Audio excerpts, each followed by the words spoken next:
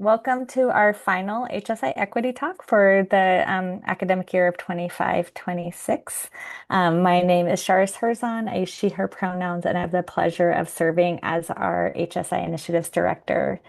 So our HSI Equity Talks are intended to provide a space for ongoing dialogue on topics relevant to UC Santa Cruz as a Hispanic serving institution.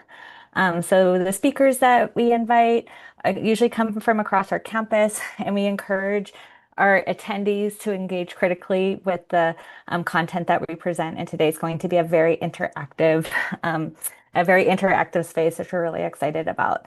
So together, we're looking to explore complex topics and issues rooted in praxis of equity and servingness. So today's equity talk it takes an ecosystem and its staff and faculty perspectives on collaboration at UC Santa Cruz.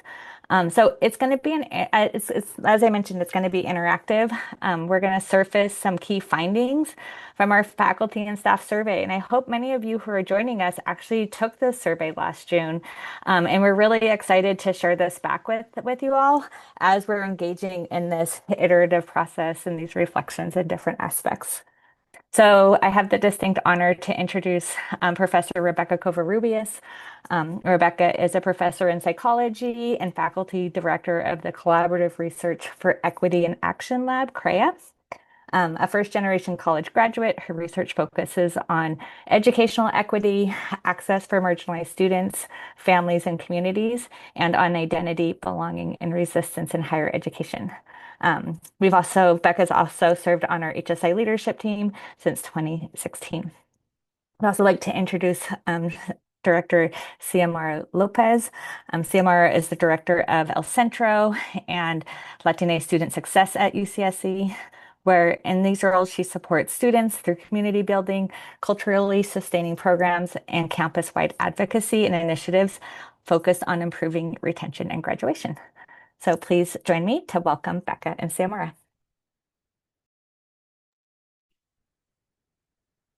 Thank you, Sharis, for that introduction. And thank you and welcome everyone to our final HSI Equity Talk of the quarter. This presentation is titled, It Takes an Ecosystem, Staff and Faculty Perspectives on Collaboration at UC Santa Cruz. And so we'll start by sharing a little bit about us.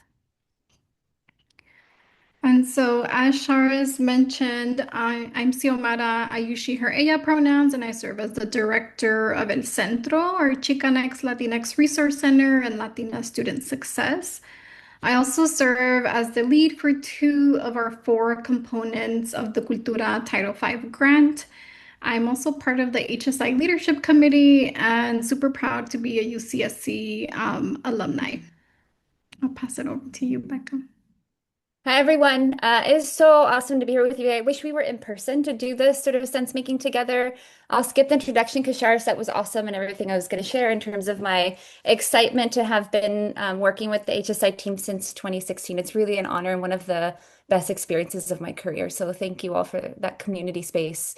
What I do want to share is a little bit of our intention, goals, and hopes for today, at least from the starting point. And we do have a few goals today. So first, we do want to raise some visibility and awareness and understanding about some of the current work we're doing as an HSI team, with in particular one grant, the CULTURA grant, and talk a little bit more about our frameworks and our approaches that we've taken in this grant and how it builds on and also differs in some ways from some of our past grants. And then second, we wanted to have an opportunity to connect and be in conversation together. So we're leaving a lot of room for that today. And specifically, we have a set of findings that are focused on the experiences of staff and faculty on our campus that are engaged in equity work, with especially focused on student success. And we thought this was an ideal place to sort of make sense of that together. And that's a very intentional goal. And I'll let Xiomara share a little bit more about why. Yeah, I think today we're also, really sitting with this collective question of what can we generate together? I think, many of us have been socialized to believe that leadership, belongs to those with like formal titles or who have positional authority or power, and that, if we're not making decisions at the highest levels, then we're responding to the systems rather than shaping them. But the reality is that we all hold agency. And we do shape cultures, relationships, practices, and the possibilities every day in how we show up for our students, how we support each other and work together and share knowledge, advocate for our communities, and so much more. And so leadership is, really found and it's present in these everyday actions, some that are often, left unseen, but that really do move our communities towards something more just and humanizing. And so, as we enter this conversation together, we invite you to situate yourselves as the leaders that our students and our communities need in this moment. And just a couple of housekeeping. As you may have noticed, we are recording, but we are only recording the first part of this equity talk for the purpose of sharing information about the survey. We will, however, not be recording the group discussion so that we can protect your privacy and create space for candid conversations. And also, thank you so much, Maria Fernanda, who is supporting note-taking of our discussion to really help us capture those key ideas and reflections without connecting those comments to identifying information. And so we wanted to make sure that we all sort of understood what's being recorded and sort of the purpose for documentation. Okay, before we begin to talk about some of the concepts and frameworks in the survey itself, we just wanted to thank the many team members who have been part of this faculty and staff survey over the course of a year and a half now, maybe a little bit more. But Charis, Maria Fernanda, the HSI initiatives team, Elise, who is a psychology graduate student who really helped us last summer in, really like doing the analysis. Of course, our students, Andres, Marlene, Marta Sol, who helped us code some of the open-ended responses, and then the groups here that are listed that have really been partners and contributors in helping us sense make, and that includes all of you today. And so we also invite you to scan this QR code. We'll be dropping the links in the chat as well so that you can continue to read more about the faculty and staff survey findings. Okay, so now we'd like to share the key framework and concept that have really guided our work through Cultura in this survey. And so what we have been using and I think has been also socialized around our campus is the ecological validation model. And so this framework builds on Laura Rendon's foundational work on validation, which emphasizes the importance of students feeling seen, affirmed, capable and valued within higher ed environments. At its core, this framework really asks us to think beyond individual programs or isolated interventions, and instead consider the university as an interconnected system that is made up of relationships, environments, practices, and validating agents, right? Those faculty and staff that collectively shape a student's experience. And so this model really reminds us that a student's sense of belonging, their success, and validation is shaped across many different spaces and interactions over time. And what becomes important then is really not whether support exists somewhere on campus, but whether students experience those supports that's connected and validated across their journeys here. And so what stands out for me in this model is that, it really highlights the importance of these validating agents. So ourselves, right? The people that really communicate verbally, but in action to students that they matter, that they're capable of success. And so validation is understood as both interpersonal, like one-on-one, but also institutional. And so it really centers the relationships and has allowed us to think about how our everyday actions and practices and forms of care really accumulate into a broader institutional culture and what those possibilities are. And so it's really a reminder that transformation is relational. Right. And that it happens through the ways that we show up for each other, that we coordinate care, that we build trust and share knowledge and really create validating experiences across the institution. And that framing has shaped the Cultura vision, as well as the faculty and staff survey that we'll be sharing today. Thank you. That was really beautiful. So just as some background, so the HSI team for some time now has been leveraging systems level frameworks like the ecological validation model and our development and of design of rigorous assessment of various kinds of initiatives. So here it's like really like a deep understanding and strengthening of support structures for students. That's sort of been the charge of the HSI group. And that when we think about that deep understanding, it happens through a multi-level lens, right? So it's a diversity of tools and really a deep commitment from a community of invested folks. So that's the backdrop for thinking about the Cultura grant. And so for over a decade now, the HSI team and all of its partners, and that includes many of you folks here, right? I mean, this is sort of a campus-wide effort when we think about the HSI work, has been rigorously testing and sustaining single interventions and initiatives within the university's cultural fabric. So, and we've learned a lot from that, and how change happens and or doesn't happen on our campus.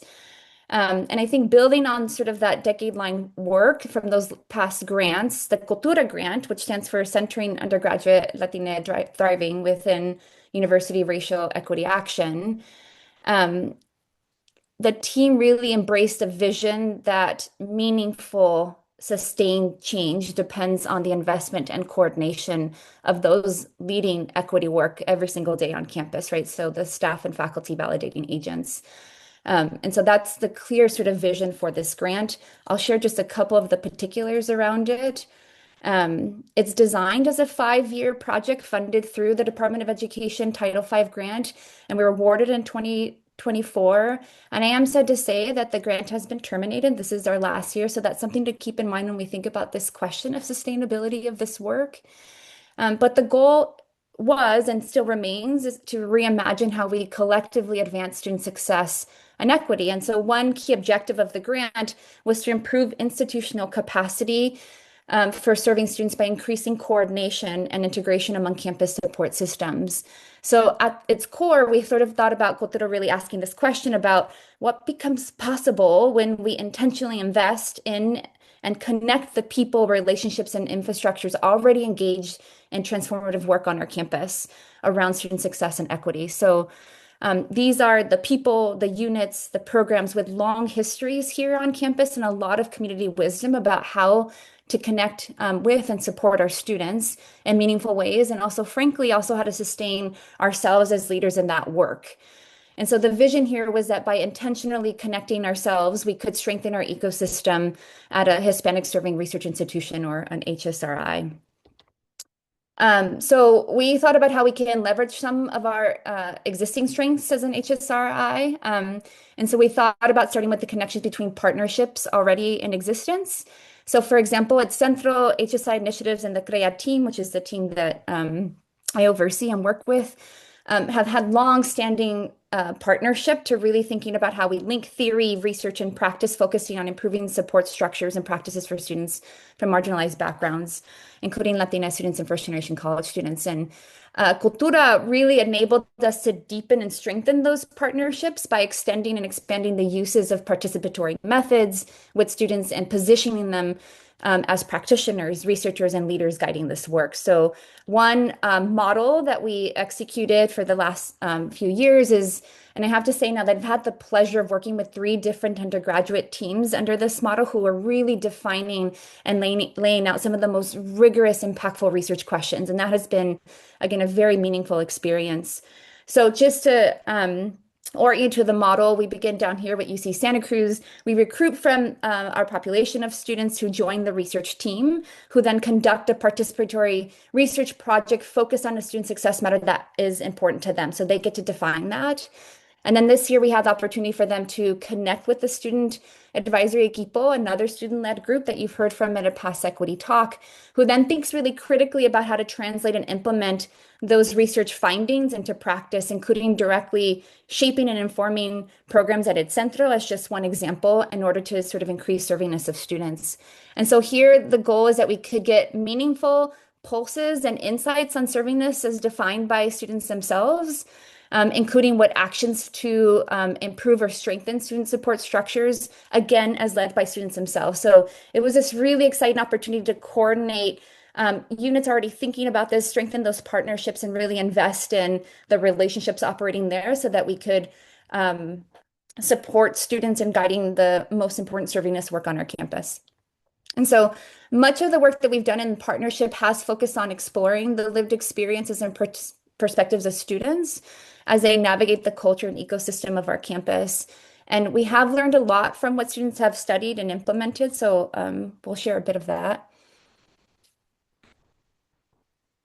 Yes. So as we've mentioned, we learned so much, and we just wanted to point out a couple of bullet points. If you weren't able to join the last two equity talks, we'll also be sharing a list of resources and presentations and recordings presented, put together, conceptualized, and presented by the students. And so we also encourage you to continue to engage with those resources.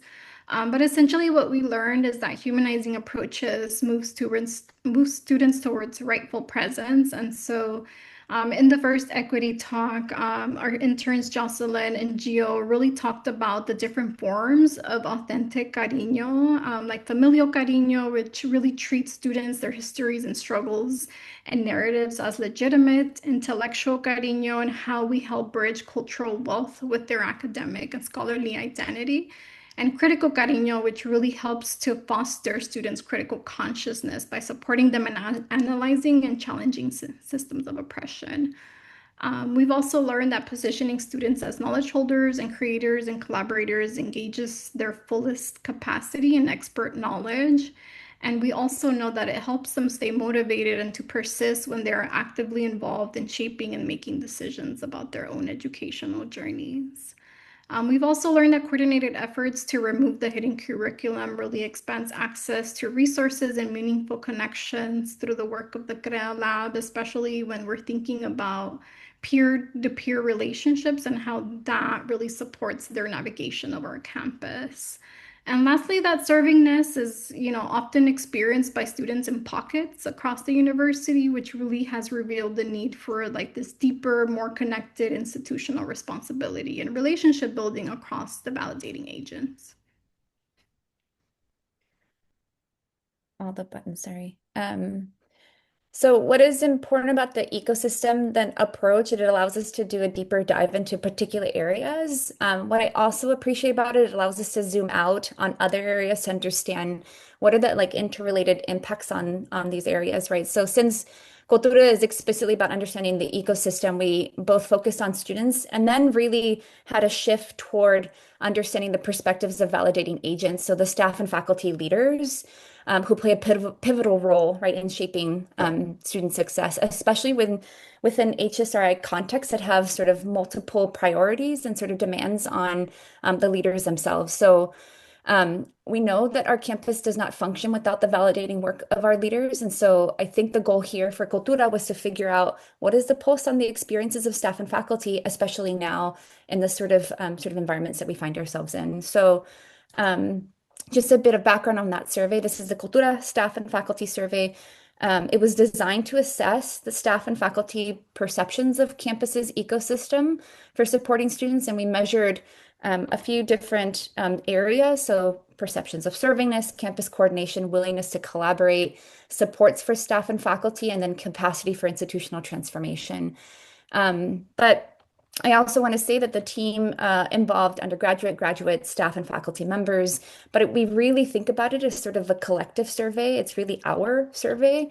And we developed it collaboratively with the Cultura team and also the HSI team, and then did several rounds of sense making with groups on campus to understand what do the findings mean, how can they inform better supports and recognition for staff and faculty leaders, and then what next?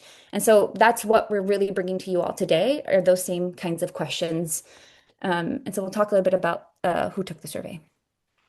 Yes. So the survey was disseminated broadly through various listservs like HSI, the Division of Student Success, through various units, department leads, deans, department managers. And so participation to, or like doing the survey took approximately 15 to 25 minutes and included entry into a raffle. But in regards to who submitted, who took the survey, we had 131 staff respondents, mostly women identified, non-white, first generation college graduates and frontline staff. So staff that are, connecting with students. Many of them had been at UCSC for fewer than 8 years. And we did also have solid representation from mid-level managers. In regards to faculty, 75 faculty responded, most identified as women and non-white, with many identifying as continuing generation college graduates. The respondents were also primarily associate or full professors, and most had been at UCSC for more than 8 years. Okay, so now we're going to transition into 3 rounds of sense making. And so how it will work, and please be patient with us as we figure out the Zoom world, but each round will follow a similar structure in which we will share one key finding. Then we will invite brief reflection in the chat, and then we will open up the space for group discussion. And so as we move through the data, we will ask about, what's resonating with you, what doesn't, what is missing, and how the data informs some of your own work. So at this point, we will stop recording and transition to our discussion space. Are we good?